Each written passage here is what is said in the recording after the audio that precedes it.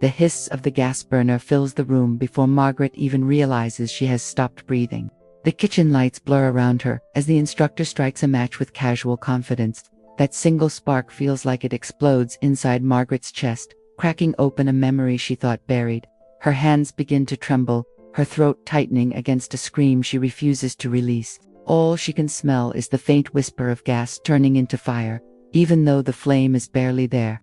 She had promised herself she was ready, that this class was just another harmless attempt at change. But standing here, surrounded by heat and metal and strangers, she understands how unprepared she is. The flame dances innocently on the burner, but it looks vicious in her eyes, as if recognizing her fear. Margaret steps back until her spine hits the counter, grounding herself in cold steel. Her pulse races like something cornered, desperate for escape yet unwilling to flee. The instructor's voice floats through the haze, warm and encouraging, asking if everyone is following. Margaret nods, despite not hearing a single instruction, her ears filled with the roar of old panic. For a moment she feels 8 years old again, small and powerless, watching something she couldn't stop.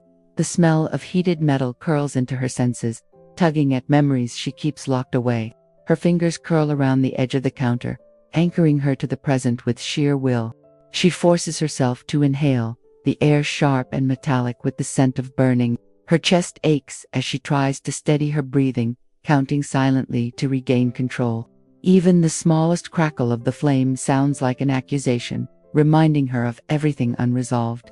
A bead of sweat slides down her spine, cold against the heat in front of her. She wonders, briefly, if she has made a terrible mistake by coming here. Around her, the other students lean in eagerly, their faces lit by curiosity rather than fear. Margaret envies their ease, the way they hover over the flame as if it were an ally. She feels like an outsider in a world where fire is a tool instead of a threat. Still, something inside her refuses to step away, even as her body pleads for distance. There is a pull, faint but persistent, that keeps her rooted in this kitchen. The instructor moves on, demonstrating how to adjust the flame, small to large, steady to fierce. The shifting intensity makes Margaret's stomach churn, yet she keeps her eyes open. Every flicker feels like a test she wasn't told she'd face on the first day, but she watches anyway, aware that her fear has followed her for far too long. Learning to stay, even for a moment, feels like a victory she doesn't dare claim yet. When the flame finally disappears with a soft click, she releases a breath she didn't know she held. The absence of heat is a relief, but it leaves an echo of tension under her skin. She straightens her shoulders, pretending she wasn't seconds away from running out the door. Something inside her aches not just from fear, but from the weight of years lived in avoidance. As the instructor announces the next step, Margaret realizes this journey has already begun. The memory returns with the faint sweetness of burning sugar, sharp and intrusive. Margaret feels it creeping in as the class begins chopping ingredients in quiet concentration.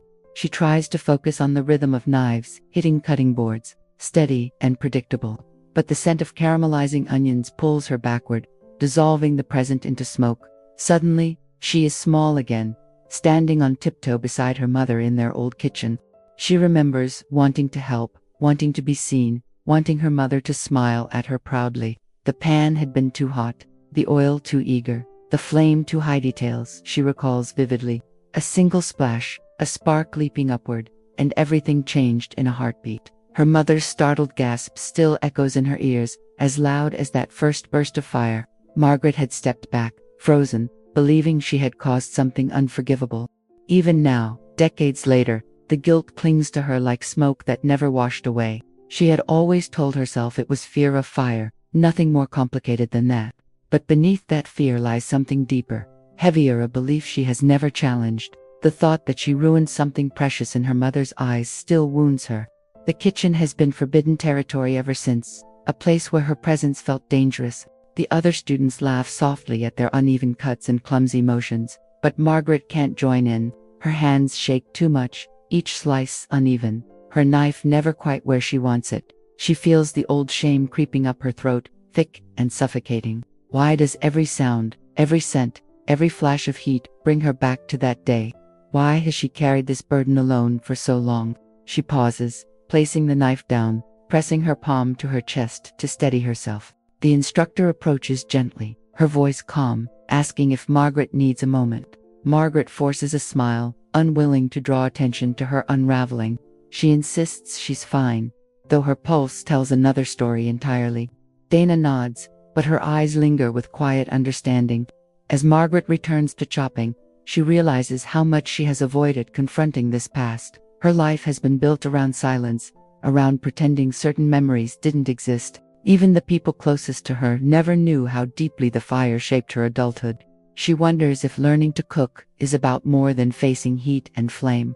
Perhaps it's about finally looking at a wound she never allowed to heal. When class ends, she steps outside into the cool Portland evening, letting the breeze calm her skin.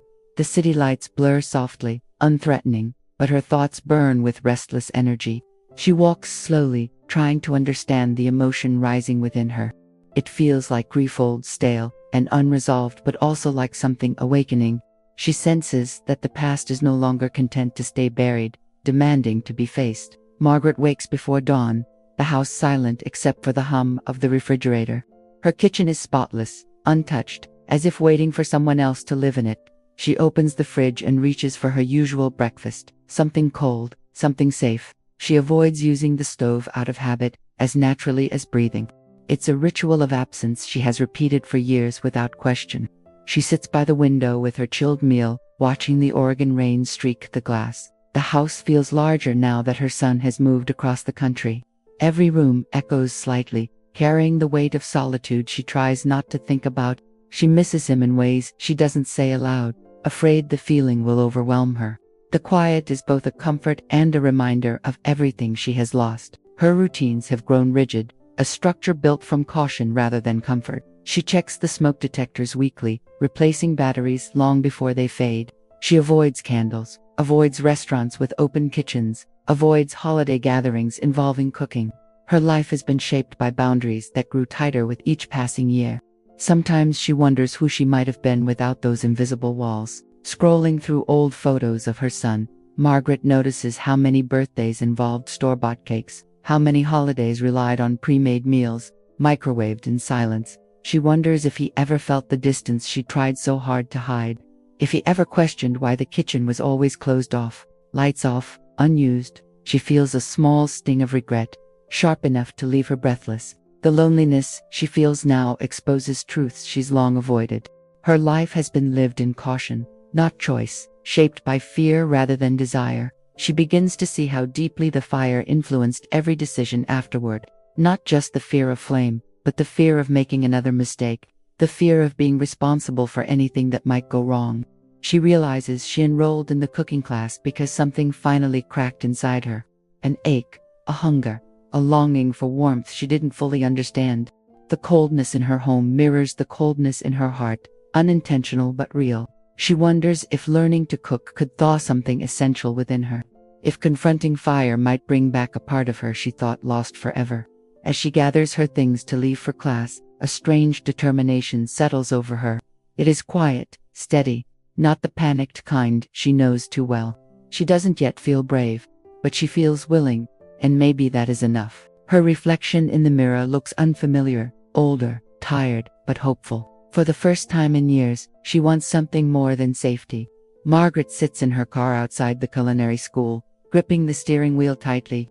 The betrayal of her own hesitation frustrates her, because she knows she wants to be here. She watches other students walk in laughing, confident, unaware of her inner turmoil. Her breath fogs the windshield, creating a dim, hazy barrier between her and courage. She whispers to herself that she can do this, though the words feel fragile. She remembers the moment she signed up for this class, her hand trembling over the keyboard. It had felt monumental then, a quiet rebellion against a lifetime of fear. Clicking confirm was like stepping into unknown terrain she had avoided for decades, but that brief spark of bravery has been smothered by familiar anxiety. Now, doubt crawls back, cold and convincing, urging her to retreat. Her heart pounds as she imagines walking into the kitchen again, facing the burners. Even the memory of yesterday's flame makes her stomach twist uncomfortably. But she also remembers the strange pull she felt, the tiny flicker of interest. A curiosity she had buried long ago, awakened by heat and possibility. She clings to that little spark, letting it guide her forward.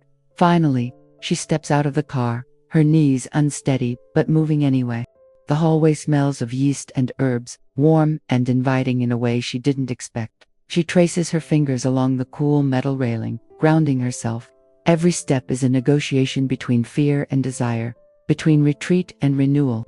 She feels the weight of her choice settle deeply into her bones. Inside, the class is gathering around the workstation, the energy buzzing lightly. Dana greets her with a nod that feels more reassuring than she expected. No one seems to notice her internal battle, and something in that anonymity comforts her. She takes her place at the counter, inhaling the faint aroma of chopped herbs. For a moment, the fear quiets, replaced by something gentle and warm. Dana begins explaining the day's lesson, her voice steady and patient.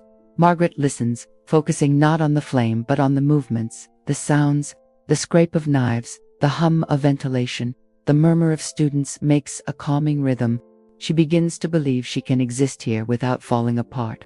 Even the light reflecting off stainless steel seems less threatening today. Though her hands still tremble, Margaret senses a shift within herself. It is not confidence, not yet, but a willingness to stay present through the discomfort. She realizes this decision, this one fragile choice, is her first act of reclaiming something. There is a quiet power in simply remaining where she once would have fled. And as the lesson begins, she feels the first small ember of courage ignite. The lesson today involves sautéing, a word that feels heavier than it should. Margaret's pulse quickens as Dana demonstrates, the flame rising in controlled blue arcs. The sizzle of vegetables hitting the hot pan makes her shoulders stiffen instantly. That sound used to mean danger, chaos, something she had to run from. Now, she forces herself to see it as part of the learning, not a threat. Her turn approaches slowly, each second stretching longer than the last. The burner in front of her looks harmless, still cold, still silent, but the knowledge of what it will become keeps her rooted in hesitation. Her fingers twitch as she reaches for the knob, stopping inches away. The air feels thick, carrying the echo of old fear through her chest. Dana steps beside her, offering quiet guidance without pressure. Her presence is steady, a calm tide against Margaret's storming nerves. She explains the flame will obey her, not the other way around. Those words settle into Margaret's mind like a lifeline she didn't expect. The idea of control, real, tangible control, feels astonishing. Margaret inhales deeply, trying to steady her trembling hands. She touches the knob lightly, feeling its coolness under her fingertips. Her body protests, urging her to step back, to run, to avoid the heat. But she stays anchored by a need she still doesn't fully understand. Something inside her refuses to let fear continue dictating her life. She turns the knob a fraction, just enough for the faint click of ignition to sound. The flame doesn't appear, just the sound, soft but electrifying. Her breath catches, but she doesn't move away this time. For the first time, she feels like she is standing at the edge of possibility. Not danger, not guilt, but something quietly hopeful. Though she doesn't ignite the burner fully, Margaret acknowledges this moment as progress. Her shoulders loosen slightly, tension shifting rather than tightening. The room feels less like a battleground and more like unfamiliar territory she can learn. Dana gives her a reassuring nod that warms her more than any flame could. Margaret steps back, understanding that small victories matter deeply. As class ends, she feels a strange mix of exhaustion and pride. She didn't conquer the flame, but she didn't flee from it either. The difference seems small, yet it resonates through her entire being. Walking out into the cool evening air, she feels something new inside her, something like a spark, faint but undeniably alive. The next class begins with a chorus of burners clicking to life around the room. Margaret's body tightens at the first rapid tick, a sound she can't ignore. Each ignition feels louder than the last, like tiny explosions ricocheting inside her chest. She focuses on her cutting board, pretending the rhythm doesn't affect her, but the sound curls around her like smoke, seeping into every corner of her awareness. Dana notices the tension in Margaret's shoulders and moves closer without making a scene. Her instructions stay directed at the whole class, but her presence lands beside Margaret. She talks about safety, about how the flame is designed to behave in predictable ways. Her calm explanations become a subtle anchor in the noisy room. Margaret clings to each word as if it were a railing on a swaying bridge. The students practice turning burners on and off, the room alive with rhythmic clicks. Margaret's station remains quiet, her fingers hovering over the knob without commitment. She feels embarrassed by her reluctance, yet unable to rush herself. Instead, she listens, trying to separate sound from meaning, noise from memory. Slowly, the clicking becomes less like danger and more like punctuation in the air. Dana demonstrates again, this time exaggerating the steps for clarity. Knob turned, click heard, flame appearing exactly where expected, never leaping. The predictability of it fascinates Margaret more than she expected. She realizes that, as a child, everything had felt out of control and wild. Here, though, there are rules, systems, safeguards that never existed in her memory. Margaret closes her eyes for a moment, just listening instead of watching. Without the visual flash of flame, the sound is easier to handle. She imagines the click as a door opening, not a threat arriving. A small reframe, but it shifts something inside her chest. When she opens her eyes, the room feels slightly less intimidating. The class moves on to preparing ingredients, yet the sound lingers in her mind. She chops more steadily today, her hands less restless on the knife handle. The familiarity of the knife's rhythm begins to drown out the memory of the spark. She starts to understand that she can choose where to place her focus. That realization feels like a quiet form of power she never acknowledged before. As everyone cleans their stations, Margaret glances at her untouched burner. It still frightens her, but the sound associated with it no longer feels unbearable. She realizes she can stay in a room full of igniting flames and keep breathing. That truth settles into her bones, heavy but comforting, like a weighted blanket. She leaves class sensing that the battle is shifting, even if the war isn't over. The following week, the room fills with the rich scent of butter melting in pans. It is warm and comforting at first, almost nostalgic in its softness. Then, something sharp edges into the aroma, a hint of browning, of nearing smoke. Margaret's chest tightens as her mind begins slipping backward. The present blurs, colors washing out as an old scene forces itself forward. She is standing in her childhood kitchen again, feet barely touching the floor. Her mother hums softly as she moves between counter and stove. Margaret remembers the excitement of being allowed to help for the first time. She had stretched her small hand toward the pan, wanting to stir like an adult. That was when the oil had snapped, spitting upward in a sudden, spiteful burst. The flame had flared higher, licking the side of the pan with hungry urgency. Her mother's hum turned into a sharp cry that still echoes in Margaret's ears. There had been shouting, movement, a towel thrown, a pot lid slammed down. Margaret had frozen, eyes wide, unable to do anything but absorb the chaos. In that frozen moment, she decided it was her fault for reaching out. Back in the present, her eyes sting, and she realizes they are filling with tears. The sizzling pans around her become a distorted soundtrack to old fear. One of the other students asks if she is okay, concern softening their voice. Margaret tries to answer, but her throat has turned into a knot. Dana steps in, guiding her gently to the side with a hand on her arm. In a quieter corner, away from the rush of burners and pans, she finally exhales. Dana doesn't push for explanations, simply waits, her presence steady and patient. Margaret feels the pressure of years pressing against her ribcage, demanding release. Words hover on the tip of her tongue, hesitant and fragile. For the first time, she considers actually speaking the memory aloud. She tells Dana about the childhood kitchen, about the oil, the flare of flames, about her mother's startled cry, and the rush of frantic movement that followed. She admits she has always believed she caused the fire, even if it never spread far. Her voice trembles as she confesses how that belief shaped everything since. Dana listens without judgment, her eyes full of something like quiet sorrow. When she finishes, Margaret feels both emptied and strangely lighter. Dana gently suggests that maybe the story isn't as simple as she remembers, that memories from fear can twist, emphasizing blame where none belongs. The idea unsettles Margaret, shaking the foundation of her long-held guilt. As she returns to class, the butter's scent feels different, less like accusation, more like possibility. Today's exercise requires every student to light their own burner and cook from start to finish. The instructions are simple, but Margaret's body reacts as if facing a storm. Her pulse thunders in her ears, drowning out most of Dana's words. She watches others turn knobs and summon flames with casual confidence. Their ease only magnifies the trembling in her hands. She knows she cannot avoid it forever, that this moment was inevitable.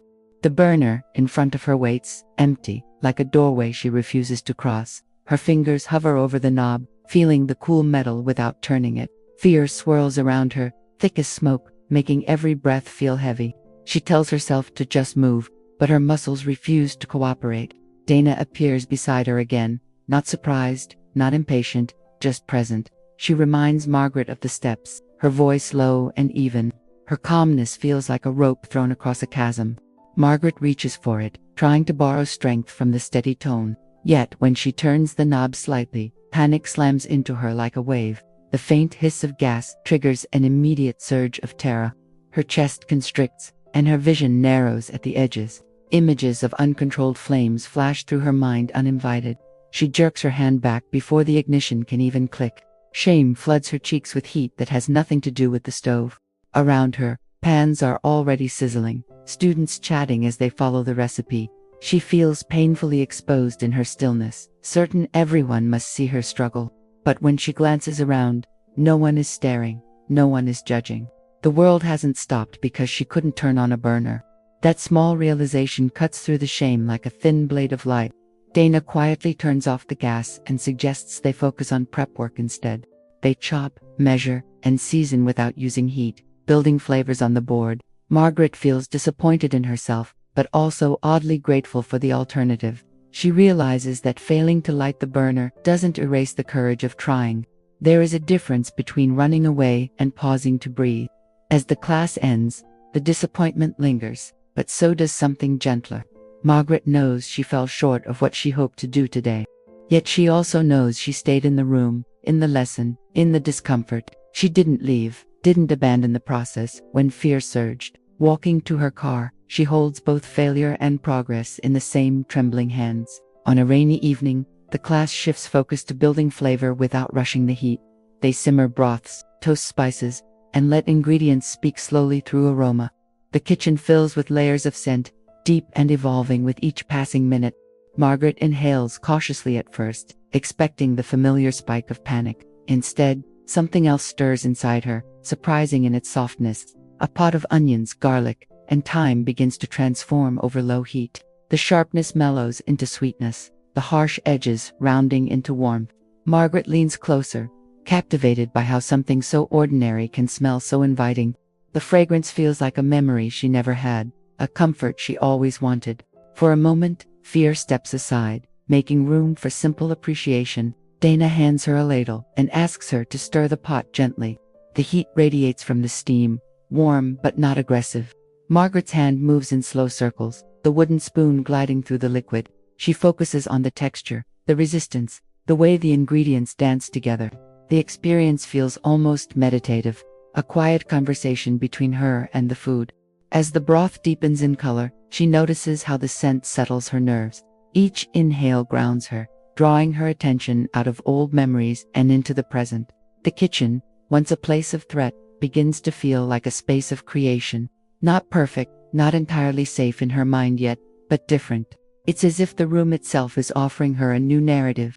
They taste small spoonfuls of each other's broths, sharing reactions and suggestions.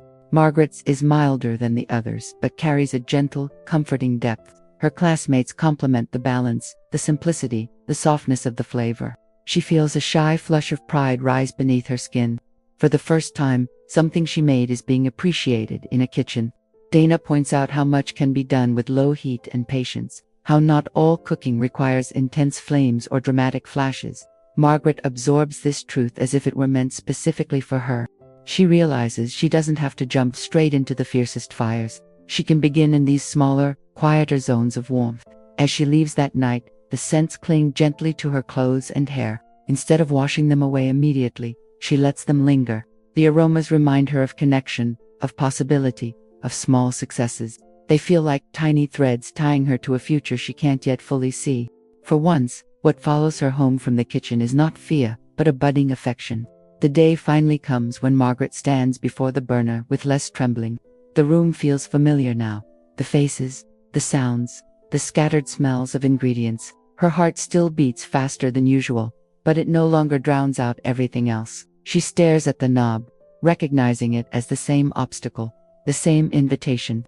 This time, The invitation feels slightly louder than the fear. Dana stands a few steps away, close enough to help, far enough to give space. She doesn't speak at first, letting Margaret set her own pace. The silence feels respectful rather than pressuring, like a held breath. Margaret places her fingers on the knob, noticing how steady they are. The difference from their trembling weeks ago makes her chest swell with quiet awe. She inhales slowly, filling her lungs with the familiar blend of kitchen air. This time, she doesn't push away the fear but lets it sit beside her courage. Both exist, side by side, neither erasing the other. She understands that bravery isn't the absence of panic, but movement amid it. With that thought, she turns the knob with deliberate intention. The click echoes clearly, sharp and final, followed by a small blue flame. It flares to life, contained and obedient, perfectly within the ring of metal. Margaret's body braces for panic, but something else washes over her instead. There is fear, yes, but also a profound sense of accomplishment. She has crossed the line she drew herself many years ago. Her breath comes faster, but she doesn't look away from the flame. She studies it, noticing how steady it remains, how it doesn't leap or crawl. It stays where it is told, no more, no less, controlled by her hand. The realization feels almost unbelievable, like discovering a new language she can finally speak. A small smile flickers at the corners of her mouth. Dana steps closer and quietly praises her, offering a gentle pat on the shoulder. The acknowledgement sinks in deeper than Margaret expects, warming places long untouched. They move on to the recipe, simple and straightforward, but she barely registers the details. All she can think about is that she lit the burner and survived the moment. The rest of the lesson feels like a reward rather than another test. When class ends, she lingers by her station for a few extra seconds. The burner is off now, cool and unremarkable, yet it feels different in her eyes. It is no longer just a symbol of danger, but of a victory she claimed herself. As she walks out into the night air, the world seems slightly brighter. A tiny flame has been lit inside her, and this time, she has no intention of putting it out. Margaret arrives early to class, the kitchen still dim and quiet in the morning light. She walks between the stations, touching the cool metal surfaces as if greeting them. The silence feels soothing, a gentle pause before the chaos of memory returns. She closes her eyes and inhales, noticing how her breath feels steadier now. But beneath that steadiness lies a question she has avoided all her life. Dana joins her with 2 cups of tea, offering one without saying a word.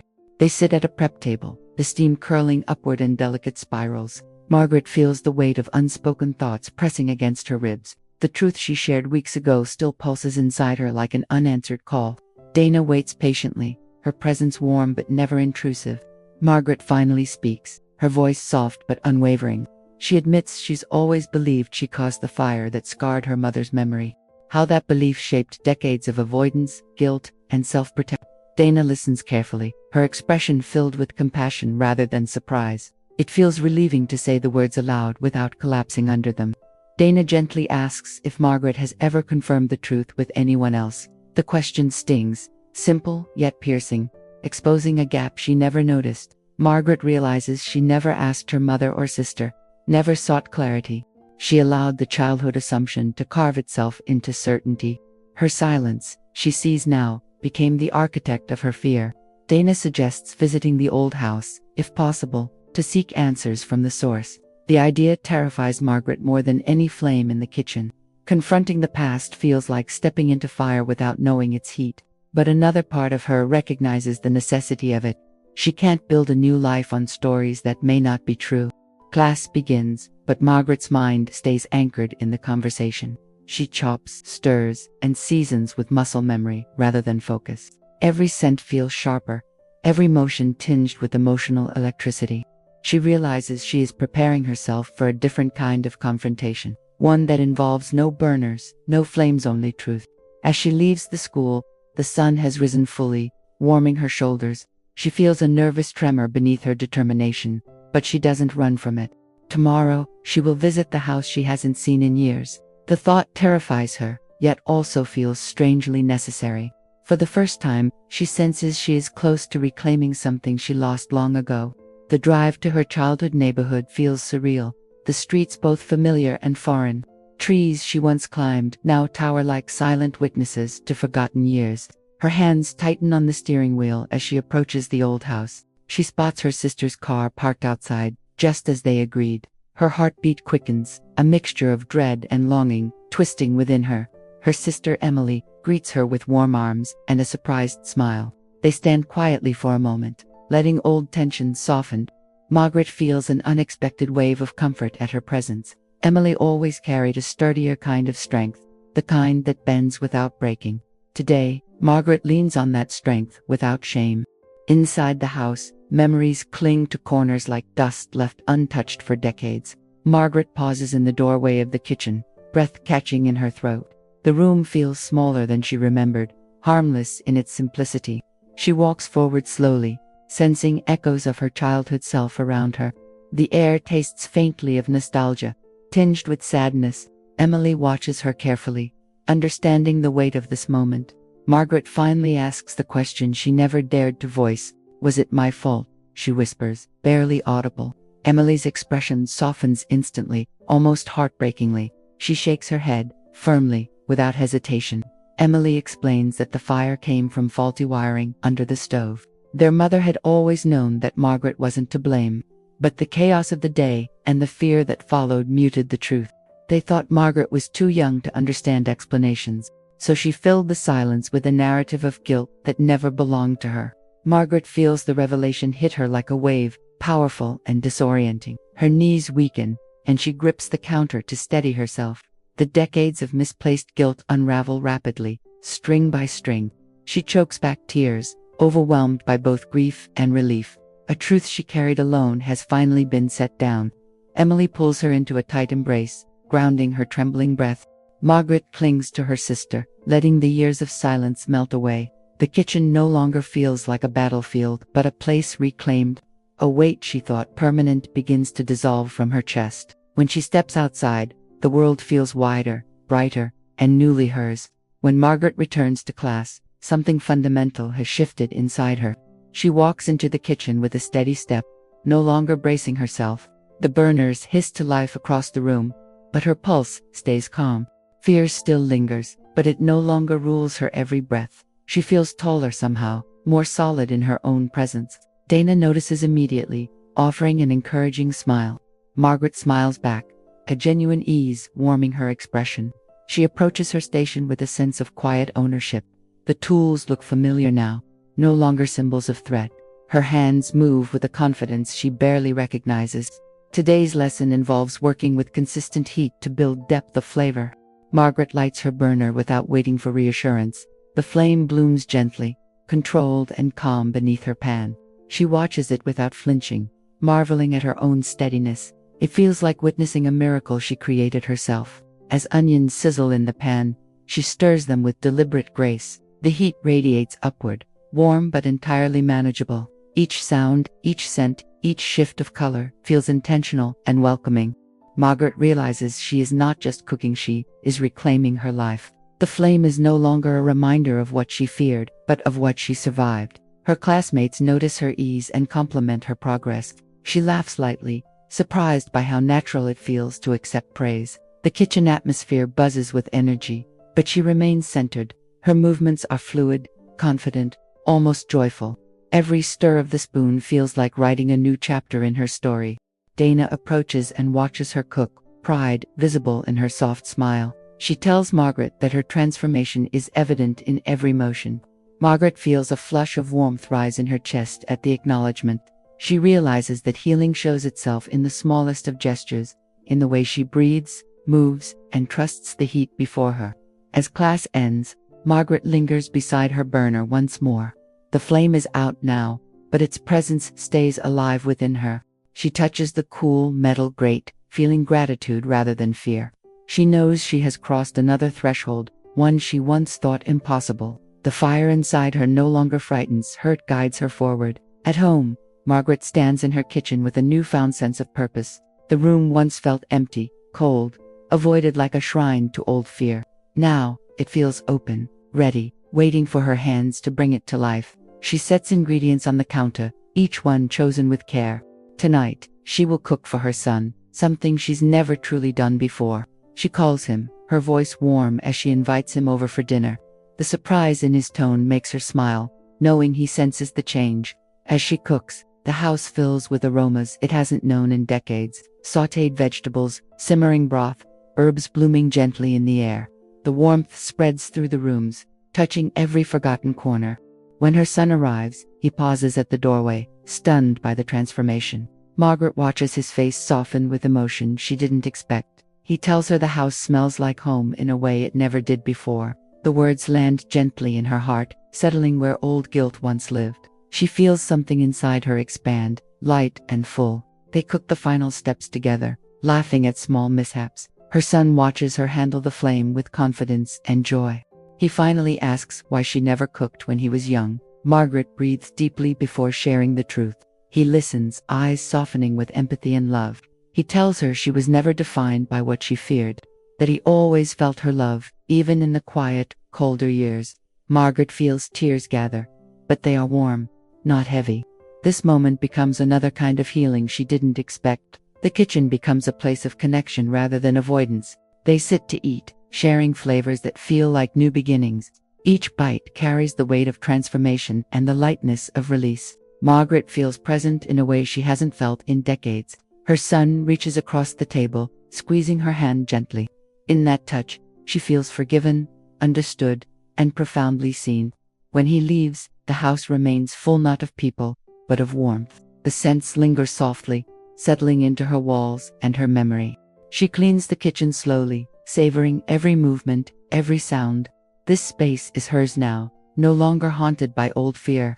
Tonight, she has cooked more than a meal, she has rewritten her story. Late at night, Margaret stands alone in her kitchen, lights turned low. Only the soft glow of the burner illuminates the room. The flame burns steady, casting gentle shadows on the walls. She watches it, feeling no trace of the panic that once ruled her life. Instead, she feels an overwhelming sense of peace. She reaches out and adjusts the flame with a calm hand. The burner responds instantly, obedient and controlled. The power in that simple motion fills her with quiet pride. It is a conversation now, not a battle, between her and the fire. A partnership built on trust rather than fear. Memories rise like embers, but they no longer scorch. They drift through her mind softer, reshaped by truth and healing. She sees the child she once was, small and scared, misunderstood. Margaret sends her compassion, not blame, across the years. The flame flickers gently, as if acknowledging her forgiveness. She cooks a small meal just for herself, savoring each step. The sizzle no longer startles her. It invites her closer. Every aroma feels like a reminder of how far she has come. The kitchen hums with life, warm and alive under her direction. This space has become a sanctuary she created with her own hands. As she eats, she feels a fullness that has nothing to do with the food. It is the fullness of reclaiming her own narrative, of choosing courage over avoidance, truth over silence, of lighting a flame instead of hiding from it. Her chest feels open, radiant with something like freedom. She knows there will still be moments of fear, echoes of old stories, but she also knows she has learned to stand steady in their presence. She has learned to listen to herself, to trust her own strength. The flame before her becomes a symbol of that transformation, a reminder that fire can destroy, but it can also illuminate. Margaret turns off the burner gently, watching the last glow fade away. The room falls quiet, but the warmth remains inside her. She feels alive in a way she once believed was impossible. As she steps back from the counter, she smiles through soft tears. The fire she feared has finally become the light that guides her.